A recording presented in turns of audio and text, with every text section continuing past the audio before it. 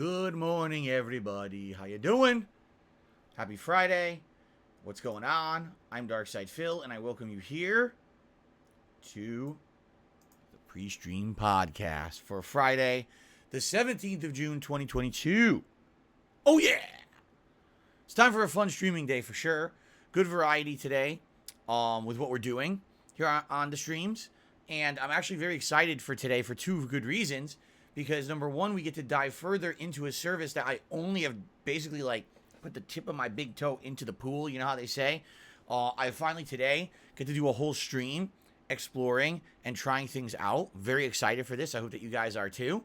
But then we finally get to say goodbye to a game that I've been playing for over 4 years. If you actually look at the amount of time that I have played any game for YouTube, Twitch, streaming, on demand, whatever it may be, I actually believe that it is this game, the Street Fighter 30th Anniversary Collection.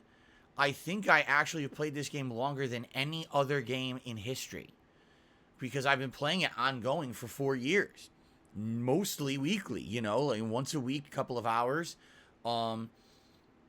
Yes, it's not every week, but most of the time for a couple of years there it was. If you do the math, probably between 200 to 300 hours, I would think, of Street Fighter gameplay from the 30th Anniversary Collection. And the funny part about that is, when you really think about all the games I've played over the years and everything, it's funny that I've played this one the most, because it sucks! It's really bad! The collection stinks. I'm not centered anymore with this.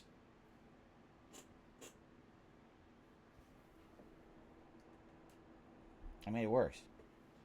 Now I'm centered. That's better. I was off center. I must have hit my camera at some point. It sucks! The collection stinks! It's full of bugs, glitches. You can't ban trolls. You can't control your lobbies. It's hilariously bad for any game that was supposed to be pushing itself forward as a competitive fighting game. It's really an unfinished game. But for the past 4 freaking years, it was the most viable way to play classic Street Fighter on modern consoles. Outside of that, there was Ultra Street Fighter 2, which was a broken mess as well. Having Akuma and Violent Ken as playable characters in the ranked matches, which is really fucking stupid. There really was no other viable way unless you're going way back in time. You want to go back to the era of PS3 and Xbox 360 when there was Street Fighter 3 Online Edition, right? Or even HD Remix, which was even before that. Which we actually have dabbled in, and we'll talk a little bit about that this morning as part of the PS Plus program. But it was the only way to play them on consoles. Of course, I could, everyone says, oh, you could always play these on Fightcade. I mean, you're right, but that's limited to PC. That's limited to a certain kind of gaming and player base, and I can't play games on PC. Right now, as I capture and stream at 1080p, 60 frames per second, my CPU gets all the way up. And if I try to play anything on PC, it will max everything out and crash. So I can't play PC games. It is what it is. Eventually, I'd like to upgrade my setup, and maybe I'll be able to. But, just doing what I've been doing for years, it was really the only viable way to do it. All right? So to see that finally go away and retire it and wave goodbye to that mess of a collection that it was, and to move on to something hopefully better, is a positive thing for sure. And I'm very excited to say the final send-off for the 30th Anniversary Collection tonight, as next week we head into the Capcom Fighting Collection. Or if I want to play some of the games that aren't in that collection, I could obviously go and say play Third Strike Online here on the PS Plus premium service. So anyway, yes, good stuff coming up, my friends. I'm excited for today's streams. But in addition, we got some good news to talk about. Yesterday, while I was streaming, okay, there was not one, but 2 digital presentations. One, the 10th anniversary of Dragon's Dogma celebration and announcement of something new, which we'll talk about. Plus, Final Fantasy had a Final Fantasy VII major announcement stream. So we're going to cover both of those today, okay, on the pre-stream. It was funny because yesterday, some people were like, Phil, you missed the big news stories on your pre-stream podcast. I'm like, no, I didn't miss them. They didn't happen yet. My podcast takes place at 11 a.m. Those announcements happen later in the day. Just because you watched my podcast later in the day on DSPGaming doesn't mean that I did it, you know, after those were already out. So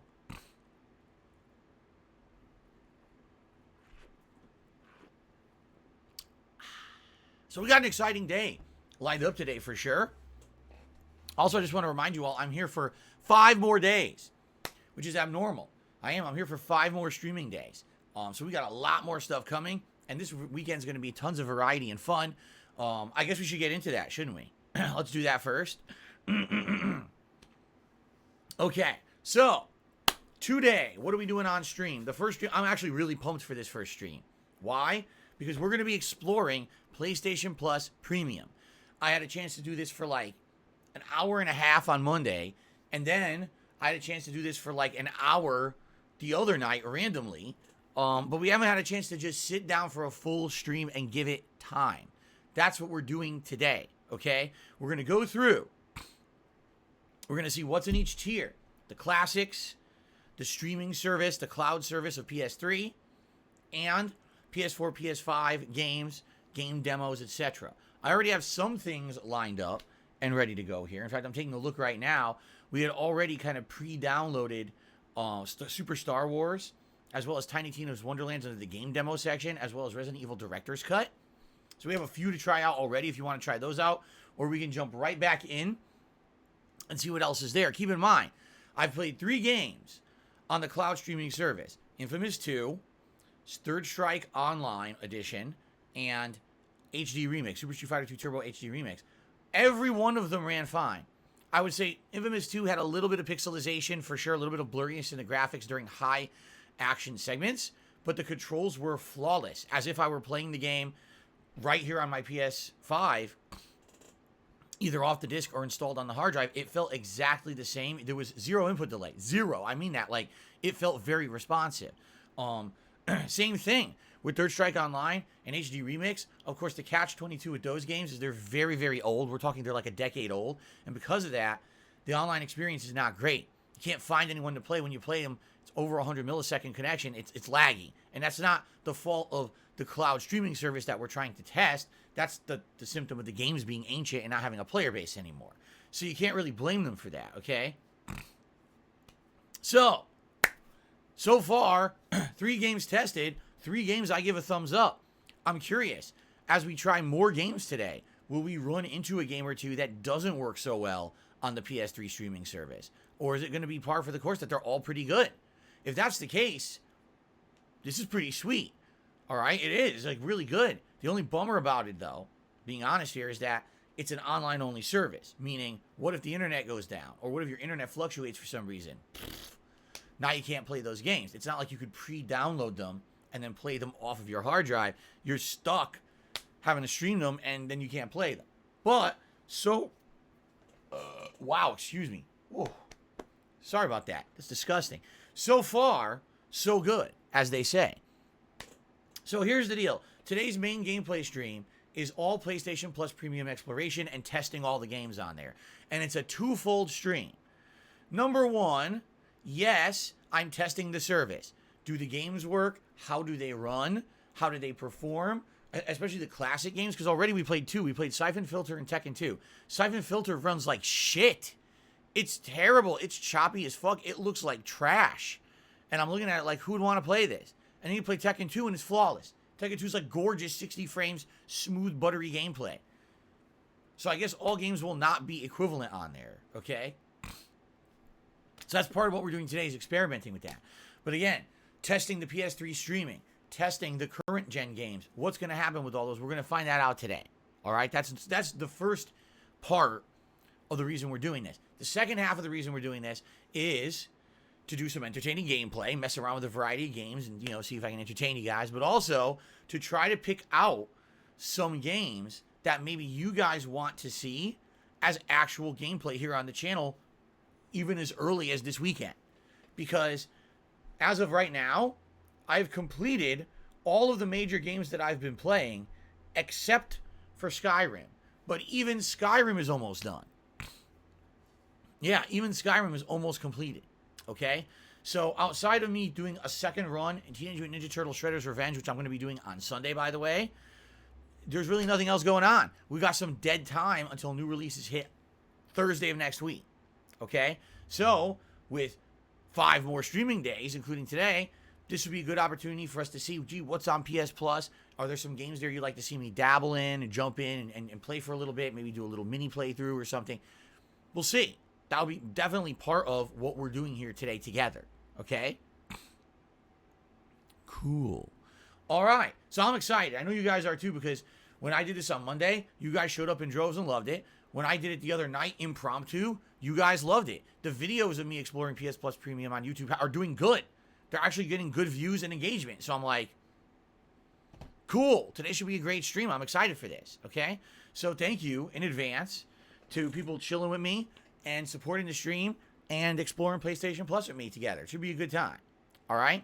Now, later tonight, excuse me, later tonight, 6:45 p.m. Pacific time, indeed, it is the grand finale of the Street Fighter 30th Anniversary Collection. It's the final time we're going to be playing this game. And I mean it. I've had enough. As much as the collection has been one of the most played, if not the most played game I've ever done as a content creator, all right, I seriously can't believe that over the years they never improved this game. When it first came out, if you remember, in 2018, I actually did a series that was called The History of Street Fighter, where I played every major Street Fighter game in this collection offline in arcade mode, and I explained to you guys the differences in the game mechanics, some of the ins and outs of how each game performed, a little bit about the stories of each game, and basically played through an arcade mode once on the hardest difficulty so that you could see an ending and see how the game performed. And I did it for every game in the collection, and it took a lot of time to get through that. And it was a very fun project. I had a ton of fun doing it, and you guys seemed to enjoy it too, because it was something very different from the kind of content that I usually do. It wasn't just like a raw playthrough of a game I never played. It was like a history lesson, right? It was pretty neat in that regard. Then I started to play the game online, and that's when it fell apart, because the collection basically has an emulation suite. It is not any effort put into the collection to, say, have extra features like a stage select or a lobby system that actually works. It's a joke. It really is like the most bare bones collection for any fighting game I've ever seen in my life. Essentially what they did is they got an emulator like MAME or one of those fucking SNES emulators you can get online, and they got a bunch of ROMs, and they slapped them together with a very basic user interface. Oh, here you go. Here's a console game. Wait, what? So it's hilarious because all it does, it boots up the games to their arcade mode runs as if it was the arcade cabinet. When we've been playing Super Turbo for how many years? 4 years in this collection. Guess how many stages we've seen in Super Turbo? 5, maybe 6. The game has like fucking 16 stages. We haven't seen 10 of them. Why? Because the game boots up as if it's an arcade machine just being booted, and it doesn't have a stage select, so you always play the same stage no matter what. I think here we've seen Cammy, DJ, Fei Long. I'm trying to remember the stages we've played on. Zangief for sure. For sure.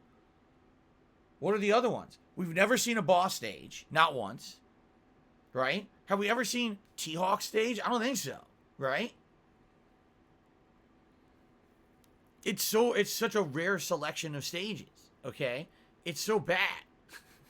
That's the thing, you hear the same, every time you play it, you hear the same 4 songs, because they fucking never put effort into this collection, you know?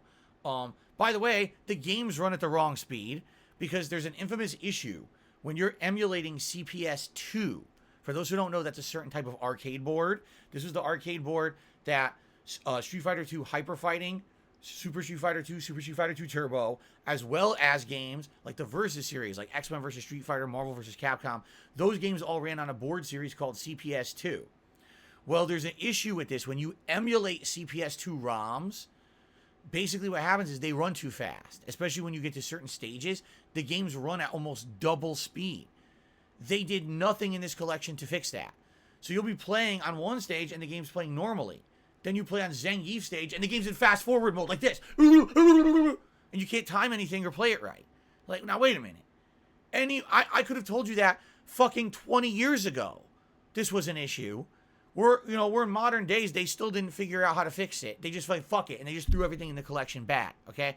Now, in addition to all of those issues, okay, this collection never had proper online capabilities. Does it have ranked matches? Yes. Does it have player matches? Yes. But after a year of a game being out, no one plays those anymore, right?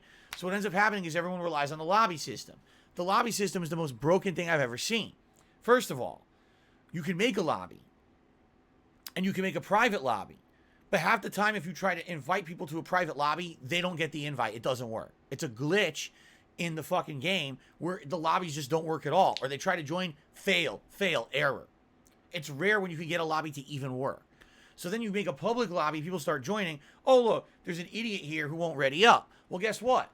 You can't get them out of the way. They could literally troll you and not ready up, or ready, unready to troll. There is no kick feature in the game. So someone could sit there with a name that's super offensive, like something racially insensitive or just really nasty, and they sit there, ready, unready, haha, you can't play, ready, unready, and there's nothing you can do. I mean, this is basic shit. This is like easy mode shit to figure out. You need to have in a game with online capabilities. Every other fucking game has had it. They didn't bother putting that into the 30th anniversary collection. Digital Eclipse did a piss poor job of making this collection any kind of a viable online experience. It's a fucking miracle. A miracle that I was able to get 4 years of content out of this game. You saw for the past 2.5 years, I had nothing but constant trolling. People who would come in with accounts that were insanely, insulting to myself and my family members, trolling the lobbies, trying to ruin the experience for everyone. At least on the Xbox side of things, you can block someone and therefore they can never come into a lobby again that you're in. At the same time, they can easily just make another account and start over. It's with the trolling. I can't believe there's no kick feature, there's no ban feature. It's just ridiculous. It's insanely over the top bad that they never bothered with these implementations. And then on top of that, right, it's full of glitches and bugs. Oh, you go to ready up, let's fight. Oh, black screen. Cannot connect the player. Crash the game. Or the infamous, oh, no one can matchmake with anyone now. Even though all the lobbies are there, everyone tries to play and the game just glitches and locks up and no one can play anyone for like a half an hour. The game is a fucking mess. It is. It's a terrible fucking mess. I can't believe it got played for 4 years. And quite frankly, I can't believe they're still selling it. Because ladies and gentlemen, if you can believe it, you will not believe me. I know you won't, but I'm about to tell you something. So next week, the Capcom Fighting Collection comes out, okay? This is a collection of other fighting games, including the Darkstalkers franchise, Hyper Street Fighter 2 Anniversary Edition, which is a different game from the one that's in here, and a bunch of other Capcom arcade games from over the years. They're bundling that with the Capcom 30th Anniversary Collection as a package deal. Why? Why would you buy the 30th Anniversary Collection when for 4 years everyone said it's shit?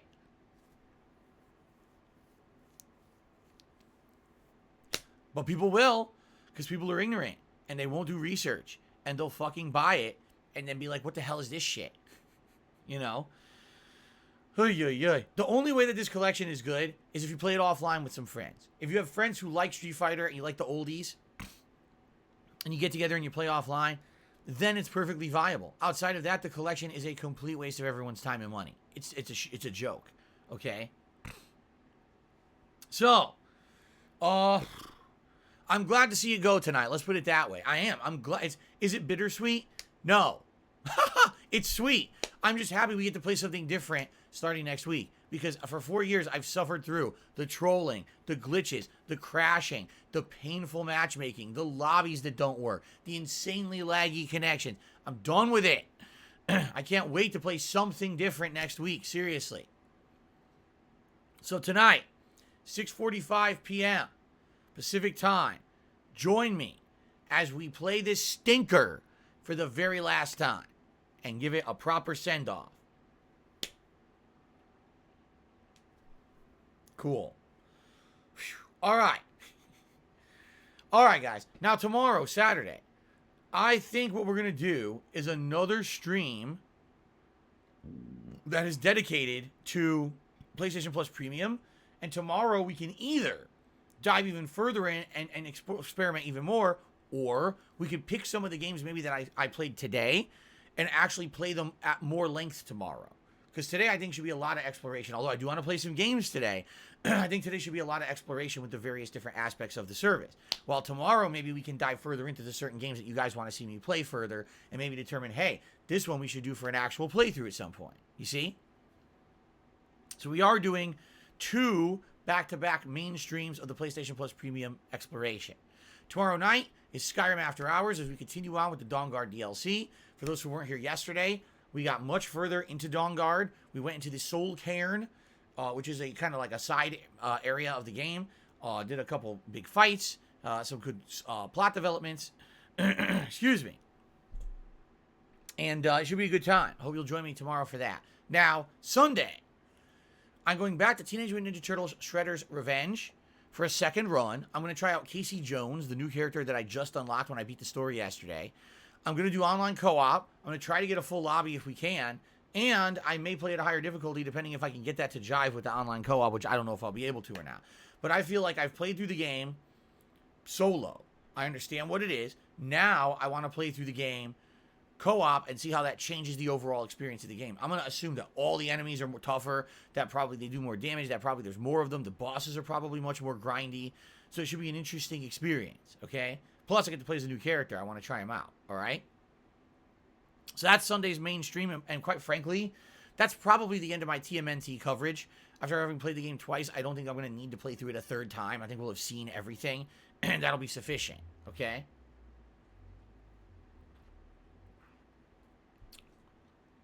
Okay, now, Sunday night is currently up in the air. I don't know what I want to do Sunday night. Monday is up in the air entirely. Tuesday is up in the air entirely. Okay, here's why. Because like I said, we got some open streams. We got nothing scheduled. I don't have any main games that I'll be playing. And so, what I would like to do is, again, based on what we see in the PlayStation Plus streams today and tomorrow, determine are there any games there you guys want to see me play more of and at greater length, okay? In addition, I'm strongly considering starting up a new retro gaming project. Now, the ideas that I have are these two, and I'm so curious what you guys think out of these. Either Super Mario Bros. 2, which is the American version, not the Japanese version. So we're talking the game that's completely different from Super Mario Bros. 1. You are riding magic carpets. You are throwing radishes. This is the premiere of the Shy Guys, okay, with the first game they were in. It's a very different animal from Super Mario Bros. 1, and it's very entertaining, but it's challenging as hell if you don't cheat. And what I mean by that is, if you know how to cheat, you could warp your way through the game and beat it in like 20 minutes. But I want to do that. I want to actually play the game for real. Okay? HoboX says my pinned Twitter schedule is outdated. Okay. I don't know why. Let me fix it. You're right. It's from the 12th. I have no fucking idea. There. Now I pinned yesterday, which was the 16th. I guess what's happening is Twitter must be having issues. I noticed Twitter's been changing things recently. Like when I go to post, there's a new drop-down menu that says choose your audience, public or nothing. It's a drop-down to nothing. It literally just says your audience is a public audience. I don't know why the drop-down exists. They added it. I think what happened is it's just like YouTube. They've been recoding things on Twitter, and they're breaking things. So I just pinned the new schedule. I hope it pinned properly. I don't know what's going on with that. Thank you for telling me, though, HoboX. I'll have to keep an eye on it. I don't know what's going on. Being stupid. Okay, anyway. So idea number 1. Super Mario Bros. 2. It's a challenging game. It's a fun game. And if I do play that, I'll be playing it legit. No warps. Just playing every stage in order. Beating it from start to finish. Okay? I can play it on Nintendo Switch Online. I have it right now. I bought the monthly pass in order to... I bought the monthly pass in order to get Zelda. And I'm planning on playing more games over the summer. This is one of them. So maybe we could do that. Okay? So that's... Or... The other possibility, all right, Castlevania, the classic game franchise from back in the day, horror with very challenging gameplay. All right, there was a Castlevania Collection that was released several years ago. It includes Castlevania 1, 2, and 3 on the Nintendo Entertainment System, Super Castlevania 4 on the Super NES, plus a bunch of other spin-off games. Now, I've never played those. For online, that is. Back in the day, I rented them, and I played several of them in a rented capacity. I still remember playing Castlevania 3 and 4 rented and enjoying them, but never getting very far with them because, my God, those are tough games. Okay? The thing is, Castlevania games have some of the best soundtracks of any video game ever. It's so epic, the music in those fucking games. It's ridiculously good. So, I'm curious if I were to go back and play classic Castlevania. Would you guys like that? Now, I think either game's going to be challenging. Either game's going to be rage-inducing, but also retro fun. There's certainly different kinds of games. So, I don't know. I'm thinking about it. Like, what should I do? I'm kind of undecided. I'm figuring what we can maybe do is we pick one of those and we balance that with some stuff from PS Plus. And, of course, a little bit of Skyrim. That's what I'm thinking for the rest of this week. But we got to make a determination. All right? So, I'm curious what you guys would want. What's funny here, some people are saying Mario 2 is too easy, Castlevania all the way. No, I'm not doing the Castlevania Advanced Collection. I want to do the classics. I want to do the ones that are very difficult, that were the games that were formative for other games and other games copied off of them in the future. I don't want to play fucking DS games. They're too long. That's falling into the Metroidvania formula. Original Castlevania is not Metroidvania. Original Castlevania is platforming with very challenging gameplay mechanics. Metroidvania is giant fucking map where you have to backtrack 400 times to find all these items through secret doors that you can't open until once you get another secret item from another area, and you got to backtrack over here and over here and over here. And that's when it gets boring for people to watch, that is. To play, not so much, but to watch, absolutely. People get bored of seeing that. Castlevania is not like that. Castlevania, the classic Castlevania is like, holy shit, 100 enemies all tossing fucking 100 things at you at once, dodging, bip dipping, God, little hunchback jumping around, humping your legs, like, oh shit, fucking hunchback on my leg, get the fucker, holy water down, burn his ass. It's fun, but it's also incredibly challenging and has nothing to do with the Metroidvania formula. Okay? Okay. So, I'm definitely interested to see what you guys would like. Now, here's the thing. This is to cover us through the weekend. I'm going to have Wednesday as my day off this week, just so you guys know, okay? When I come back on Thursday, guess what the new game is? Sonic Origins. Another retro game. Yeah, Sonic Origins comes out that Thursday, and of course, everyone's going to want to see that. That's the new collection covering the classic Sonic games, adding in new music, new visuals, some new challenges and things in the stages. That's coming out. Then, the day after Sonic Origins, that will be a week from today, Friday, guess what comes out? The Capcom Fighting Collection. Another retro throwback collection. This collection covers all the history of Capcom fighters that hasn't previously been covered in other collections, including Cyberbots, Red Earth, Gem Fighter Minimix, Super Puzzle Fighter 2 Turbo, Hyper Street Fighter 2 Arcade Edition, Anniversary Edition, and all the Darkstalkers franchise. Okay? So now we're talking like, oh my God, are you fucking shitting me? Retro over fucking low. All right? But this is what I mean. Like, I think what I should do is balance. So it's not all retro shit. I should maybe have one game that, like, either Super Mario 2 or Castlevania I choose for this weekend. Play it a bit. Then we play Sonic and the fighting games next week. Then we can have that retro game come back into the mix. Plus, I'm balancing that with Skyrim for a bit. And then, by the way, the very tail end of this month, we've got the expansion for Cuphead, although I guess what they're saying is it's very short, like ridiculously short. We really don't have any major new releases until mid-July with Stray and As Dusk Falls. So we're going to have a while to kind of juggle this more kind of retro stuff. And I think it'll be fine because we're going to have a variety. It's going to be a bunch of fighting games. Plus, if either Mario or Castlevania is a platformer, plus Sonic stuff. So we're going to have a good variety of stuff. It's not going to be the same thing over and over. But what can you do? It's retro. You got to do retro stuff when that's all that's out. That's all that's coming out right now, you know? So, yeah, that's what we're going to be doing. All right? Now, I think that we should talk about today and tomorrow, as I'm exploring PlayStation Plus, Number one, is there games in PS Plus you want to see? And number two, what retro thing should I do? Super Mario 2 or Castlevania? I'm down for whatever. Either one's good for me. And I'd be excited to jump into either one. Okay?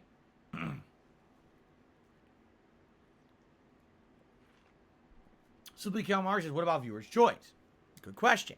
You guys are still nominating games to each day. I'm still approving your nominations. So, the viewers' choice nominations will end very soon. I'm going to say probably around Sunday, Monday-ish. I'll close off the nominations, and then I will tally up your nominations to figure out what were the most nominated games. That's going to be formulated into a poll that will be posted, and you guys will begin to vote on what game you want to see become the viewer's choice playthrough. All right? So that's coming. And that viewer's choice playthrough likely will end up being a playthrough that either starts in very late June or more than likely very early July. As I said, the first couple weeks of July, there's nothing going on in new games. So that'd be the perfect time to start up the major viewer's choice playthrough, whatever it may be. And I have no clue what it's going to be at this point. I haven't even looked yet.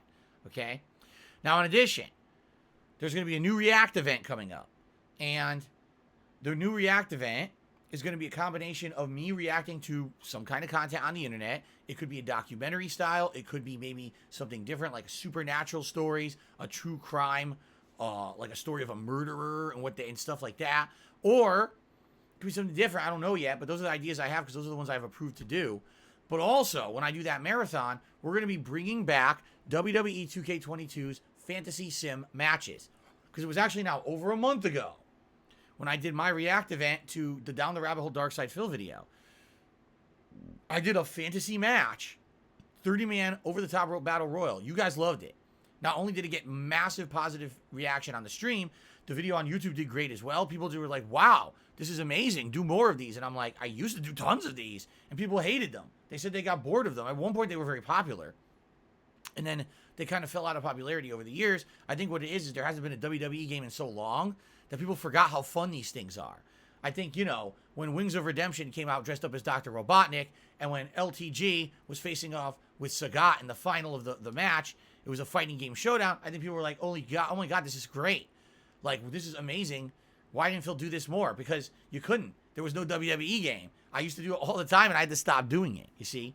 So it's going to be a balance between me reacting to something in a marathon setting, plus that match, plus, of course, Feasting with the King, which I always do that during those.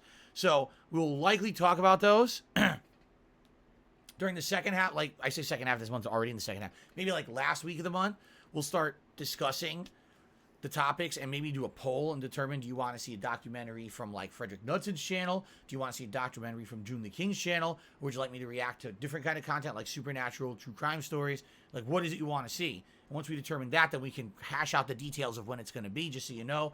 Likely, again, first couple weeks of July is when that event will happen. On a weekend, like I've usually been doing them. I think it's a good idea. Okay? All right. There you go. All right. I think that almost covers everything. One thing that I did not talk about today is this right here. Because this right here, my members total of 627 members, is about to change dramatically. It was 1 month ago. It was May 18th. All right? When I gained the ability to get gifted memberships here on my YouTube channel, DSPGaming. And within 1 day, I got 100 gifted memberships. It said, boop, which was awesome. It helped out a lot. So thank you to the people who gifted memberships a month ago. Okay? They're about to expire. Now, as I said, back on Twitch, historically, when people did these sub bombs, as they were called over there, here's what I would see happen. People would get a gifted sub. They'd enjoy it for a month. Essentially what that is a trial run. You get to try it out and see if you like it. And if you like it, well, maybe you'll consider keeping it yourself and renewing it. Out of maybe every 100 gifted subs I would get on Twitch, I would get a small handful of people, maybe like 5, who would say, oh, I really like that, I'm going to keep it. Now, the thing is, I was streaming on Twitch for 4.5 years, so the sub bombs would happen frequently. And every time there was a sub bomb, maybe one person would keep their membership, or their sub. So over time, it became organic growth. It takes a while, it's a slow process, but it does. And I went from starting off with like 300 to 400 subs over there to consistently having like 800.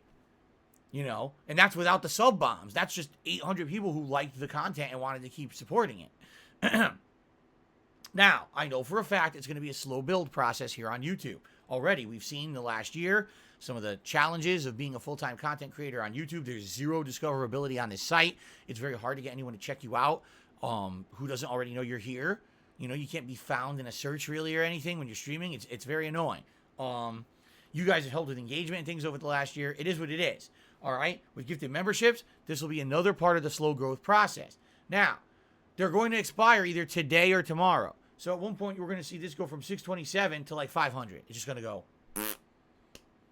And there's nothing that can be done about that. That's perfectly fine, right?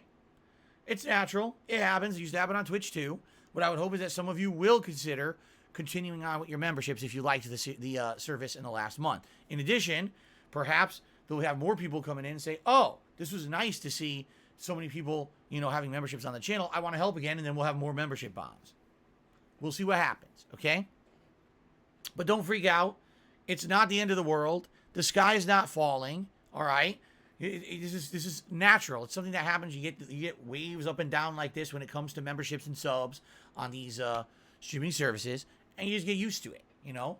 It's gonna always kind of like bounce one way, then the other way, then one way, then the other way. And we already hit all of our membership goals for the month, so we're good in that regard. Will there be membership goals for July? Of course there will be, and they'll be different.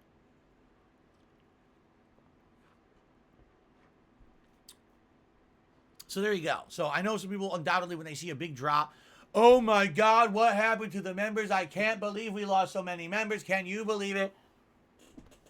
That's not the reaction I'm going to have. I'm going to be very calm and composed and be like, it's fine. You know, it's going to be fine. It's all going to be okay. I promise you. I promise you. Okay. All right. So that's that. Now, before we get to shout outs and other topics of discussion, there's a couple news stories I'd like to talk about. As I mentioned, yesterday was like RPG News Palooza. Okay? So first of all, yesterday they did a 10th anniversary celebration for Dragon's Dogma. Which is funny because I remember 10 years ago playing Dragon's Dogma. And I believe the Dark Arisen DLC had just come out. And I was trying to like rush through it because I had a trip to go on. I was actually like on the way out the door to go to a trip. Now, I don't remember if it was E3 in 2012. It might have been. I think it was. Now that I'm thinking about it, it was. I was going to E3 with my friend John. And the Dark Arisen DLC had just come out for Dragon's Dogma right before E3. And I told you guys that I wanted to have the playthrough done before I went. I stayed up like all night one night playing this fucking DLC nonstop, grinding. I fought all the bosses. I actually don't remember if I beat it. I can't remember. I know I got really far, but I was frustrated because it ended up being way longer than I had expected the DLC to be. I thought it was going to be like 8 to 10 hours, and the DLC ended up being like 20 hours long, which is why I was up all night playing it. So I remember playing the shit out of it and drinking while I was playing it too, because I was trying to stay awake and drinking, and oh God, you know. And I played through it, and I remember uploading it, like queuing up the uploads as I was, you know, about to go to E3 the next morning. And then waking up after only a couple hours of sleep and having to travel to E3 and feeling like shit. Because I was an idiot back then, okay? So anyway, I remember that. I remember loving Dragon's Dogma as a playthrough. This was before I was a live streamer. I would grind the game offline in order to make progress. Then I would record when I was actually, you know, trying to make story progress and stuff. And people would be like, how the hell did Phil jump all these levels? And why are party members so powerful? Because I was grinding like crazy. And I actually remember one of my party members, you could upload them to like the cloud and other people could use them. And people would always use my character and say that they liked using my character because my character was overpowered because I grinded so much. So anyway, yeah, Dragon's Dogma I really liked back in the day. And then what happened? He just vanished. And then over the years, I really felt that the Monster Hunter franchise kind of took prominence. Keep in mind, they're both made by Capcom. So when Monster Hunter gained in prominence, I felt, oh, maybe that's where they're going. They want to focus on Monster Hunter as opposed to Dragon's Dogma. So yesterday, they do a 10th anniversary celebration video for Dragon's Dogma. And you're like, why would they be doing that? out of the blue, they're just going to do a 10th anniversary celebration video. For what? The game hasn't really even been mentioned or talked about in so long. Why on earth would they be talking about this game now? So you kind of knew something was going to happen. So what they did is they took that opportunity to announce they are making Dragon's Dogma 2. All right. And it is being now developed for the Resident Evil or RE engine. So it's going to look crazy different, obviously, from the original game. You know, that graphical engine is quite good.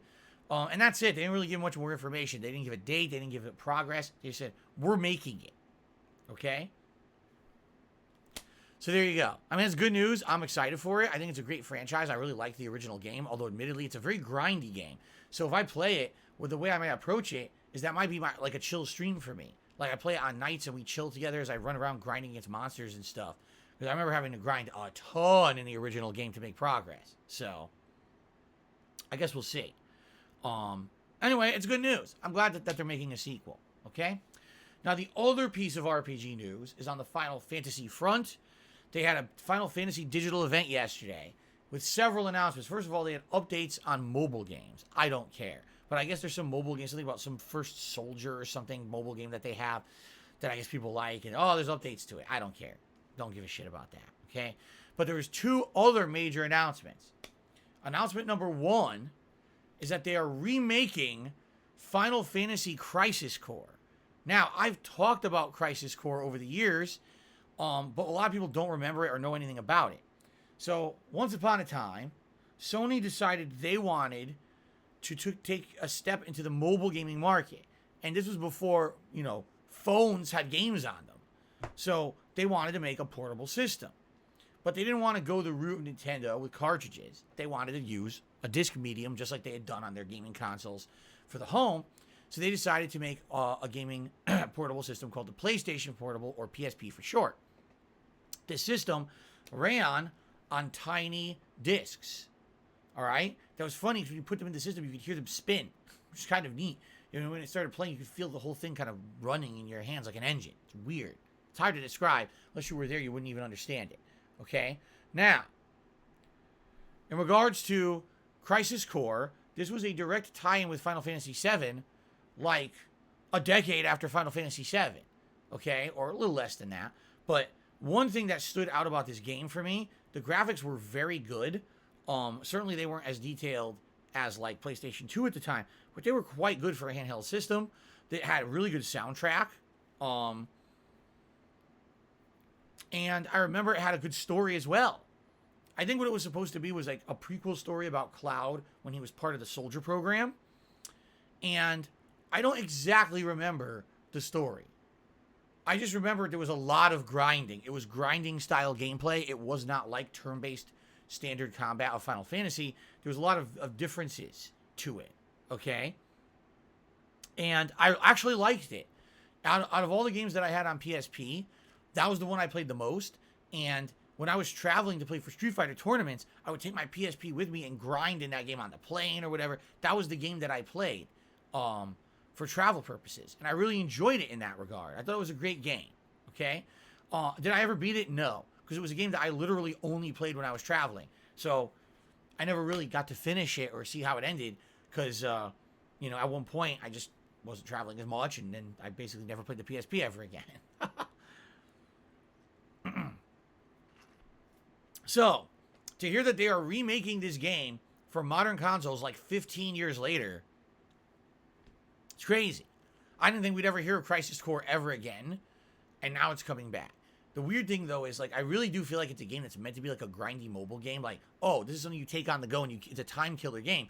So I don't know how it's going to translate that well into a console game. But they're remaking it like completely. The graphics are all different and everything. So maybe they'll change gameplay elements too. I don't know. But I liked it. Like, I think this is a good news. I mean, this is a game that's basically been forgotten. Why? Because it was a PSP game. And I hate to say it, but PSP games kind of fell into oblivion once the whole handheld gaming market fell apart. And, you know, no one really talks about the PSP or the PS Vita for that matter anymore. And all those games just kind of got thrown into an abyss, right? So now a new audience will be able to enjoy it.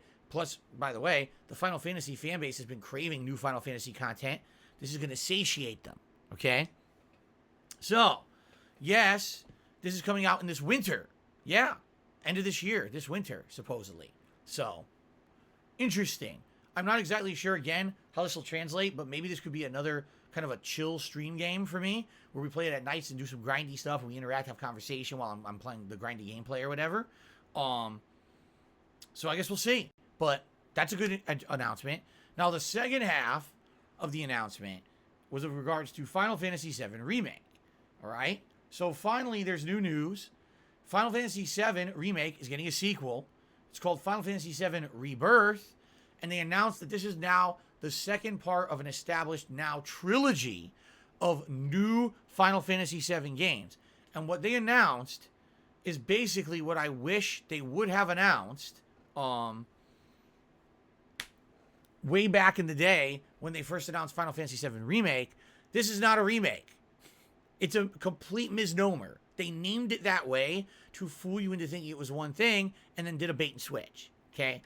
So Final Fantasy VII Rebirth is a new game entirely. Does it star the cast of Final Fantasy VII? Yes. But it's following the plot line of Final Fantasy VII Remake, where at the end of the game, you realize this isn't a remake. It's a redoing of the story, because in the plot line, the characters have broken out of the plot line of Final Fantasy VII and shattered dimensions, so to speak, in order to try to change their fate. I guess what it is that, Sephiroth realizes this is a dark fate for the game and for the storyline. He doesn't want that to go that way, and he wants to break out of that fate and create an alternate timeline, an alternate plot line, and that's where they're going. So now in this new plot line, Zack isn't dead, and what's her name? The other guy stayed alive. One of the characters that had died isn't dead. He's back. So it changes the plot line entirely. So I'm okay. The thing is, I'm okay with this. If they wanted to do a second take on Final Fantasy VII, go for it. It's a new game now. And I'm actually happy that now they're kind of telling what it is rather than lying about what it was going to be. Now here's the good thing about this. It's totally new. It's not Final Fantasy VII redone again. It's a totally new game. Is it set in the same world as Final Fantasy VII? Yes. But it's a whole new story. So this is excellent in my opinion. I like this idea. This is cool because now you're playing a new RPG with the characters from Final Fantasy VII. This is not just a redo or a retelling. It's a whole new story. So to me, that's a thumbs up for me. Now I'm excited for it. I'm actually way more excited now that they're being honest than I was for the remake. I'm actually very excited now to be taking on new bosses, new plot lines, new story, new elements, because it's going to feel like a whole new franchise. It really will. And I'm down for that. Okay? Are you serious? I jumped into heavy spoilers. Final Fantasy VII Remake is 2 years old. And it's not even a spoiler. Oh my God.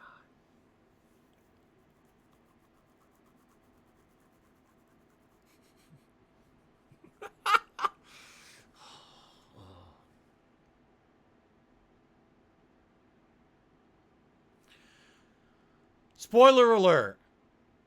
Rosebud is the name of his sled. Too soon?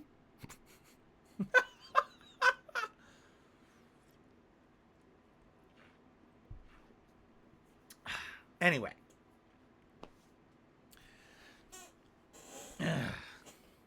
Sorry. Anyway. So I'm excited for this. Now, will we get more information about the game soon? Undoubtedly, yes. Probably as it's in development, we'll finally get more information. But it's a ways off. They're basically saying that's going to be coming out next winter. Winter 2023. So we got about a year and a half left to wait for the release of Final Fantasy VII Rebirth. So, I'm starting to see a pattern. Remake, Rebirth, Regurgitate will be the third one. Oh, no. I don't know. Respec? I don't know. What do you think the name of the third one will be? Who knows? But this is cool. And I'm excited now for it. And I'm actually excited to see more information about it. Way more than the Final Fantasy VII Remake. I'm more pumped for this now because it's original content. As you guys know, I don't like prequels. I don't like redos unless it's a redo that I feel is like really needed. And the fact that now it's a new game, I'm more excited for this than ever before. All right? Okay. Reborn. Rebirth, Reborn. I don't know. That's too similar. Relived. Regen. Reimagined. Recycled. Use the same assets. Make a new game. Save a buck. There you go. All right. So, ladies and gentlemen, reincarnated. Oh, that maybe reincarnate. Ah. That's not bad. Revive. Reunion. Rebuild. Oh. Reebok. Oh, Reebok. Pump it up. Cool. All right. That's gaming news. That's pretty much the gaming news for today. Let's do some shout outs and then let's see what we got time for. Let's see here. What the heck? Oh, hold on. It was refreshing and then it glitched out here for a second here. So we start off with Go Team Venture, who re-upped his membership for 5 months. Thank you, Go Team Venture, for the ongoing support of the channel. I appreciate that. Joey Fatonside Phil did a $5 super chat saying, please try Toy Story 2. It's a fun but difficult PS1 game. I remember GameSpot gave it a 9 out of 10. Not sure if that's true, but I want your opinion. It's on there. That is one of the few games in the retro section for PS Plus Premium. So, fair enough. Maybe we'll download that today.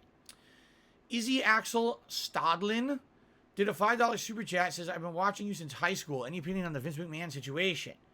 You want my opinion on the allegations that Vince McMahon, the owner and CEO of WWE, well, not full owner, but, you know, one of the owners and CEO of WWE, engaged in an illicit relationship with an employee for several years, sexual relationship, then paid them hush-hush money and had them sign a non-disclosure agreement in order for them to not publicly talk about what had happened, prompting that person to become so afraid that they quit the company. You would like me to comment on this? That's what you want. You want a comment on this. You want, really? You want me to comment on this? Okay? Well, I mean, here's the thing. First of all, as you guys know, once again, I don't actively follow pro wrestling as much. I do follow it on social media. I don't watch the product, but I'm aware of all this crap that happens. Okay? I am. And I've followed wrestling for a lot of my life. I've seen the ups and downs of WWE over the years. But the weird thing about the situation, right? The very weird thing about the situation is that,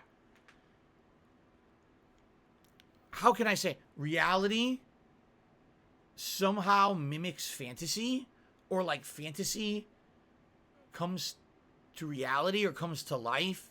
So there's a word, there's a saying about this, okay?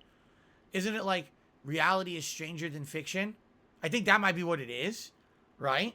So over the years, there have been multiple televised fictional plot lines in the WWE where Vince McMahon is an on-screen character in his own product. So he's a part of, he writes this stuff along with his creative team.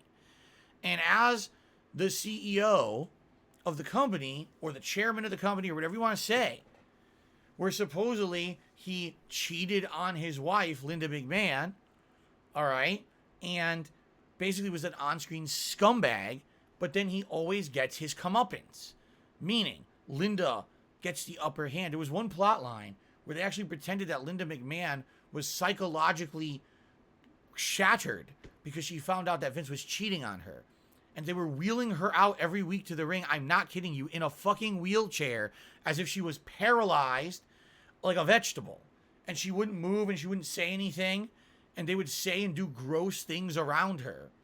And then the culmination of this plot line was that one day when Vince least expects it, She stands up out of the chair and she slaps him and she says, you son of a bitch, you piece of shit. You did all this to me. Now I'm going to make your life a living hell. Like, this was all on-screen shit.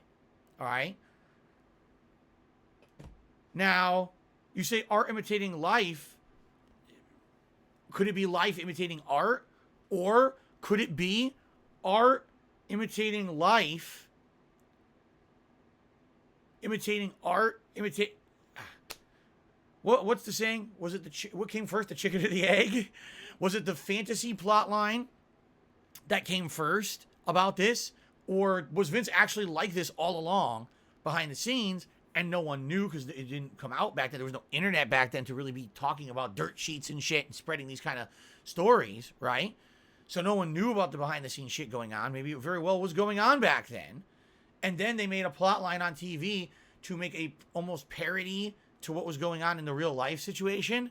And they all just went along with it. But we were unbeknownst to us that it was real. Because here's the thing. Let's be honest here about Vince McMahon. He's not exactly the most savory guy. Some of the shit he's done over the years is pretty fucked up. I mean, he had a plot line in WWE where someone was fucking a corpse. I'm not kidding. That was a plot line on WWE TV. He's frequently taken African-American athletes and put them into fucked up racial generic stereotype situations, like putting two black guys together as a tag team called Crime Time, where their plot line was that they committed crimes. I'm not making that up. Or Muhammad Hassan at a time when the country was rocked by the threat of terrorism, a guy who claimed that he was a terrorist or alluded to it very frequently in the product. Okay? I mean, I could go on and on and on about this shit. The fucked up things he's done over the years with his plot lines. And he just gets away with it. Anyone else would be canceled 400 times by now, right? Vince just gets away with it. It's his company. He ultimately has creative control of what gets put on TV. He is the ultimate stamp of approval or the ultimate veto on anything that goes on his television product. So why the hell does he get away with this over the years, right? Now, let's be honest here.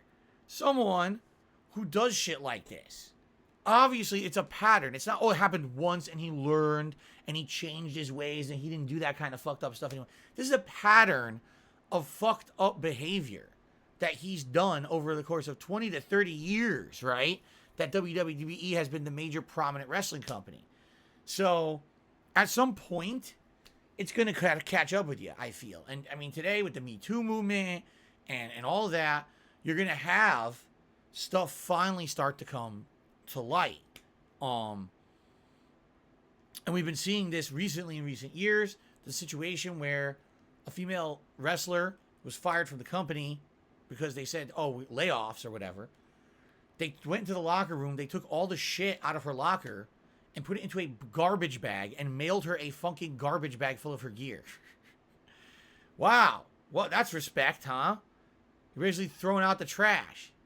And of course, that superstar then publicized this on the internet. And of course, WWE had to come out and apologize profusely. And they even supposedly fired the guy who did it, even though this was common practice in WWE. They would do this all the time. Oh, he's got to be the scapegoat. Fire that guy who did it, right? But this is just one of many, many examples that they did these fucked up things over the years constantly, right? The steroid scandal, that of all the times you can talk about controversy in wrestling, there's many, many times over the years, the steroid scandal was the biggest, where there was a big expose blowout in mainstream news that pro wrestlers were all using steroids, anabolic steroids, to grow their muscles to look larger than life on TV. And that it was a huge thing. It was illegal, by the way. It's not legal to do so. And they were doing this illicitly, and they didn't care about their health, didn't care about anything. It was actually WWE, of course they were WWF back then, but it was WWE that was pushing them to do it, that they were actually like kind of treated badly if they weren't buffing their bodies with these anabolic steroids. And so it actually went to trial. It went to fucking trial. that Vince was doing these awful things to his workforce. And eventually, there wasn't enough evidence, I believe, right? There wasn't enough evidence to do any kind of conviction. So he ended up being exonerated, although he really wasn't, because during the trial, so much dirt came out that basically pro wrestling was besmirched, I guess you would say. Like, it wasn't this squeaky clean thing for kids anymore. It was like, oh God, these guys are all fucked up. They're on drugs. They're on all this shit. And boy, their lives are being destroyed. Their bodies are being destroyed. And it's all this horrible, horrible industry of fucked up, a cycle of bad things happening, right? So this has been around, these stories have been around for 1,000,000 years, all right? So are you surprised, right? Are you surprised that the man who faked his own death on national TV, only to have to retcon that story weeks later when one of his own pro wrestlers lost his mind and murdered his own family, okay? Are you surprised that the guy who stated on his own show he was selling his company and it was all a plot line, but he didn't tell anyone, causing all his stock value to drop into the toilet overnight?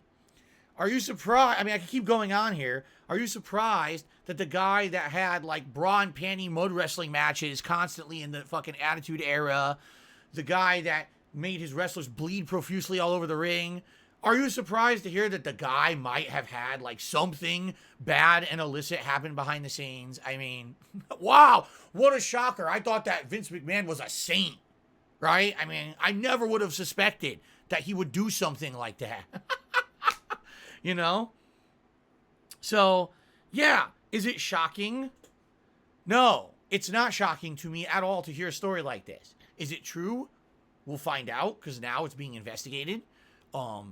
It's caused Vince McMahon to step down as the chairman and CEO of the company, and now his daughter Stephanie McMahon has stepped up to take that role. Although it's hilarious because it says, oh, he's stepping down as chairman and CEO as now it's being investigated seriously. Oh, by the way, he's not relinquishing any creative control of the company, so everything that goes on TV, he still stamps approval, or he's ultimate control of everything in the company, even though he's stepping down. Wait, then you didn't step down. It's a symbolic stepping down that means absolutely fucking nothing at all.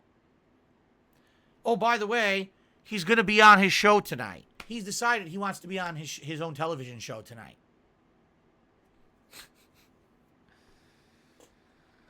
Unbelievable, right? Like, what's he going to do on the show? Is it going to be a joking plot about this? Will it be a serious confession? I doubt it. So, who knows? Do I really care, honestly? No, I really don't. Like I told you guys, I'm so happy that about 2.5 years ago, I stepped away from being invested in WWE. I really am happy because, man, if I were still invested in that company and that product today, I'd probably be pretty upset about the situation. But it's hard for me to be upset when I don't care about them anymore. I lost faith in pro wrestling a long time ago. And by the way, this is just WWE I'm talking about. I'm sure that there's other things like AEW people love now, in New Japan people love now. It's fine. You know, if you like wrestling, you like wrestling. Go for it. But for me, you get to a point where like, fool me once, shame on you. Fool me twice, shame on me. But fool me 742 times over the course of like a 20-year period, I'm a moron, right? That's the point that it got to for me. Like, WWE always does fucked up things, always does something stupid or wrong, never apologizes, never makes up for it, never learns from their mistakes, ruins your time that you've invested in the product, throws away entire years of stuff. I mean, I could go through this forever and ever and ever, how fucked up this company is. So anyone who would say, oh, I'm shocked to hear that Vince McMahon's involved in a scandal. Like, where the fuck have you been? Seriously, did you just stick your head in your fucking toilet and flush for 30 years? Of course there's a scandal. This was eventually going to happen. The guy is not Mr. Squeaky fucking clean. You know what I'm saying? Come on. Holy shit. So, is it sad? Yeah, you know what's sad? He's got a bunch of people under him working their asses off, already feeling underappreciated. He's got a lot of people under him that rely on that company to be successful so they make a living. And now what's going to happen if this company gets massively destroyed by this idiot?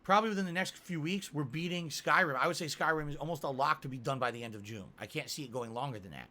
So once that's done, okay, then we could say, oh, should we do an RPG? What should it be? And we could open up our possibilities. Should it be Earthbound? Should it be Lost Odyssey?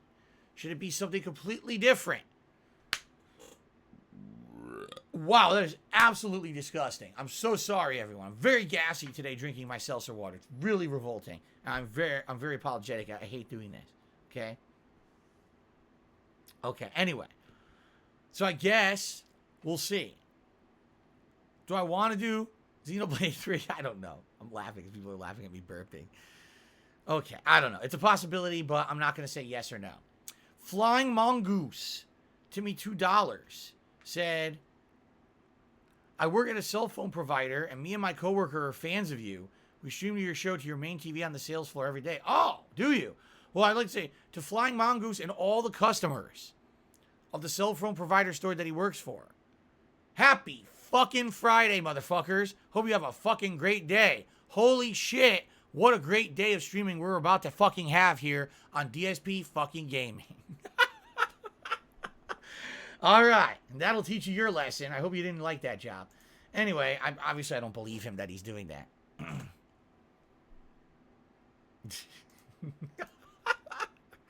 Let's continue. Snow Carl, Timmy $1.50. And he says, in response to Vince McMahon, do you think being unfaithful is necessarily immoral since almost every rich and successful man has had one affair? Should he or others really be lambasted for it, or should we, the media, leave in their private lives? I don't think the issue is that he cheated on his wife. The issue is that he cheated on his wife with an employee who he then paid hush-hush money to stay quiet about it, which is completely illegal. That's the problem. And this is the man in charge of this major company with how many employees under him, a $1 billion company, and this is how he's running his company. You see? That's the issue. Personally, obviously it's fucked up that he would have cheated on his wife, but at the very same time, is it any of our business? Not really. I guess that's between him and his wife, right? But when he's, cheating with employees, there's maybe funds involved here, what's going on? Apparently this person had a salary and was paid double their salary for no reason. You see what I mean? It's really fucked up.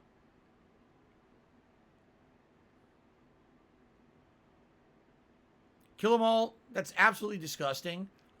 You don't have to tell me about how gross Rich is from Review Tech USA. You really don't. Like, I believe you. I don't need to hear about it because it just revolts me. I'm gonna just unload some feces onto my chair right now from what you just told me. It's very disgusting. Oh my God.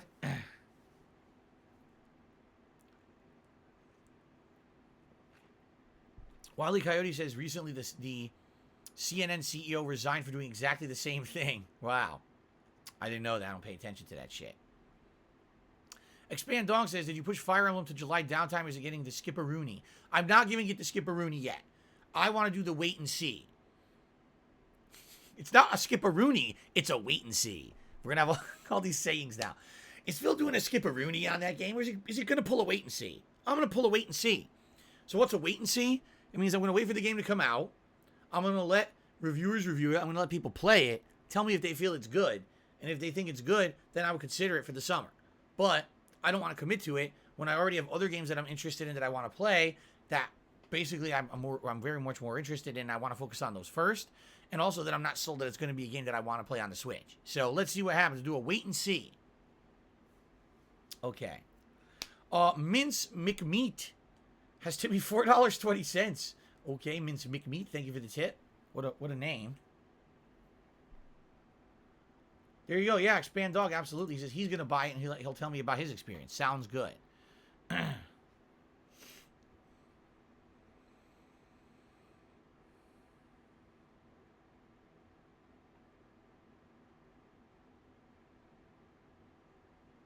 Nico, tip me $1.50, says, I updated my PS3 recently. The console wouldn't turn on, exactly like yours. After some troubleshooting, I figured out the update corrupted the HDD. I swapped that HDD, and now the console works. That's not what happened with me, Nico. Here's what happened with me. So, I hadn't turned on my PS3 in ages, and I was interested in playing some retro games on there. Because at that point, there was no PS Plus Premium. It was just the only way you could play older games was to download like PS1 or PS2 games to your PS3 console. So I booted it up and it said console update required. So I updated it. It booted fine, but then it wouldn't connect to PlayStation Network. It would give me a weird error code. And I couldn't log into PlayStation Network at all. So I couldn't download games. I couldn't look at the store. I can't do anything. And it just won't fix itself. The only thing I could think to do is a full-on factory reset of the console. In which case, if I did that, I would actually lose the games that I have on there. I have Final Fantasy VII, the original game, and a few others. I think I have a Silent Hill game on there too. And I think I have Metal Gear Solid 1 as well. And I kind of don't want to lose those because I factory reset it. Those aren't available on PlayStation Plus Premium right now. So if I do factory reset, I can't ever play them again, right? It makes no sense, right? Why would this have happened only when I did a console software update? It was working perfectly fine. Obviously, it was working fine. How did I get the update if I couldn't connect to PlayStation Network? It doesn't make sense. It connected, it downloaded the update, and essentially bricked its own network capabilities by updating itself. And there's no workaround. I tried, I went online and looked around. There's no workaround for it. No one has a solution besides factory resetting your console and seeing if it works. So, yeah.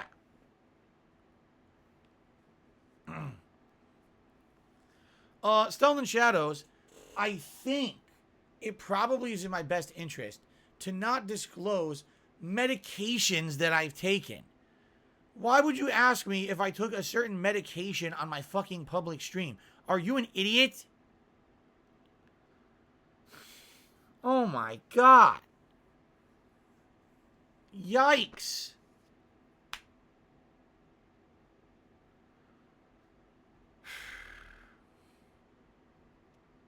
Anyway, Big Allen took the $1.50 and says Dragon's Dogma was a pretty innovative game. It was the first game to ever have the ability to take pictures of your game and share them onto social media from the game itself. That is absolutely correct. And I remember that I used to do that, especially during my grind sessions. I would sometimes take those pictures and post them up on my Twitter. And people liked that. They liked that. Oh, there's a picture, from the game that Phil was playing tonight, grinding for tomorrow's session. Oh, it's a Wings meme. Okay. So, all right. So here you go. Take a look at me. Me. Phil Burnell. Dark Side Phil. Do I, Phil Burnell, Dark Side Phil, look like fucking Wings of Redemption? Anything like him? Does anything about me look like him? At all? Do I sound like him? No! I'm not him. Jesus. I don't care what he does on his streams. Don't ask me stupid questions. God damn, that's dumb. You both have facial hair. Oh, we both have eyeballs. Oh, that's the coincidence. That's why people think we're the same person. You fucking idiot. Okay.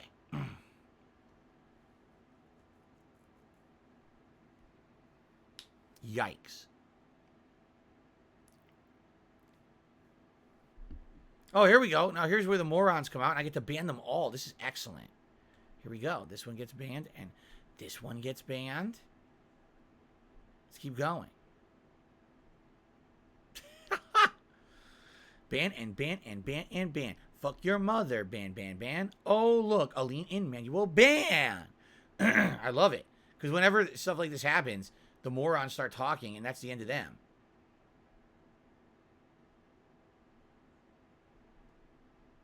Here we go.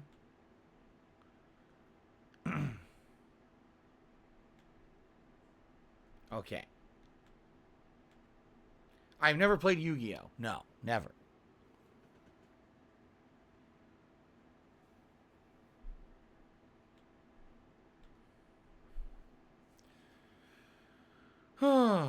All right. Anything else? Any last minute questions or anything before we adjourn the pre-stream and we get ready to explore PlayStation Plus Premium, which I'm excited for. It's going to probably be a pretty fun stream to see what's on there. And like people said, can you test this game? Yeah, let's test them.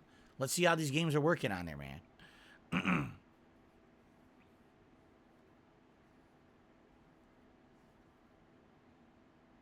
Jade, thank you. I saw your message.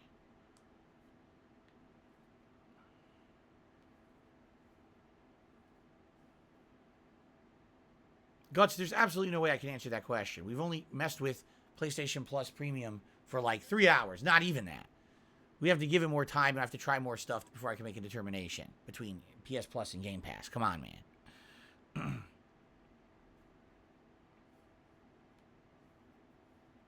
How can you get an autographed photo? You take a picture of yourself, you sign it. It's not that complicated.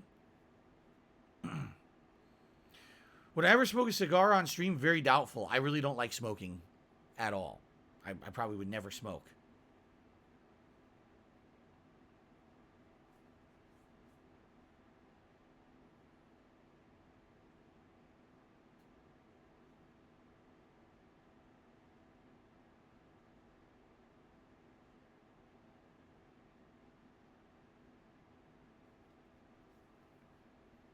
Do I like edibles? I've never had edibles. I never tried an edible, nor do I really have a desire to. As I told you guys, when I'm here on my streams, I gotta, I gotta stay in control. I can't lose control. The once a year I have a drink or two during the Christmas event usually, but outside of that, this is professional. This is my job. I'm not gonna sit here and get sloppy, high, and drunk and act a fool, and then get in trouble for it in particular. So no. Although, admittedly, probably anything I do here on YouTube would be fine. It was when I was on Twitch that it was more of a major concern because they were a bunch of scumbags over there, but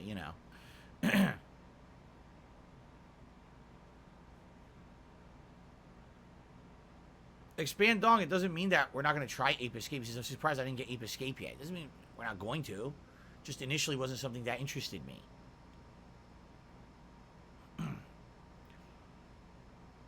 My PS3 is not broken. It won't connect to the PlayStation Network.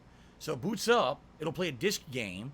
It'll play the games that are already installed on it previously, but I can't get on PS Network, so I can't ever do anything again with it online.